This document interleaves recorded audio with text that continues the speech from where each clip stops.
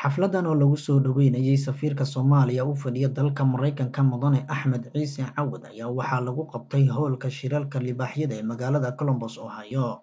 Xafladan oo ay soo qabanqaabiyeen qaar ka mid ah Soomaalida ku dhaqan magaalada Columbus ayaa waxaa kasoo qayb galay dadweyne isugu jira qaybaha kala duwan ee bulshada Soomaaliyeed ee ku dhaqan magaaladani Columbus.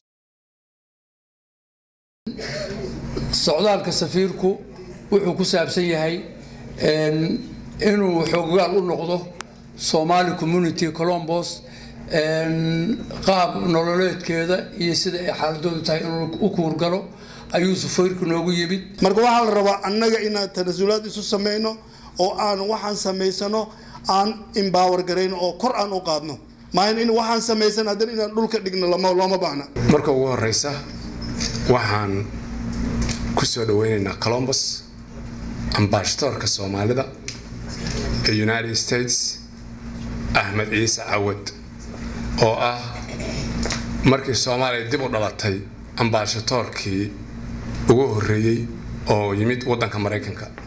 Soomaaliya 500 kun ka badan baa joogta meesha la America safiirka inuu u baahdo in lacag looga soo diro Soomaaliya ma haddaan dad wax garanayaan waa in la taageero safardu qabiilna ma laha shakhsina ma laha madaxweynena ma laha safardu waa calanka sovereignty calanka anaga marka runtii idin sheego kullu xurma ambassadorka anaga sovereignty anaga waxay taala New York ma taala xamar waxa u taalana waxa weeye dambiga anaga iskale. safaradu waxay qabatay waxay dib u bilowday soo saaridda ama qaybinta baasaboorkii Soomaaliga ahaa Washington waa laga bixiyaa dad Soomaaliyeed oo ku dhow 60 qof ayaa ilaa hadda baasaboor qaatay. dawladda Mareykanku ma aqoonsana baasaboorka Soomaaliga qofka Soomaaliga xataa mas'uuliyiinteena markay imaanayaan Mareykanka waxa la siiyaa waraaq fiisu ku qoran yahay oo la yiraahdo baasaboorka lama aqoonsana. waxaanu bilownay inaanu baasaboorkii inaanu si formal ah aanu u submit gareyno codsi ah in baasaboorka la aqoonsado processkaas oo fiican meel fiican maraya.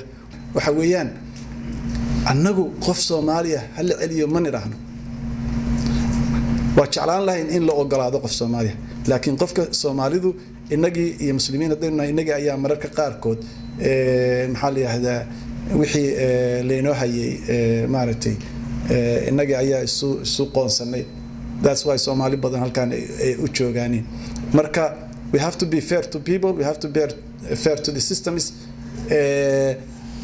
marka midda kaleeto annagu waxaanu nahay foreign entity dadka waxaan u sheegnaa idinkana hadda idin waa markii ugu horeysay safiirka uu soo gaaro magaalada Columbus tan iyo intii loo soo magacaabay xilka safiirnimo. Cabdisalaan Maxamed Shaaciye, SBC, Columbus, Ohio.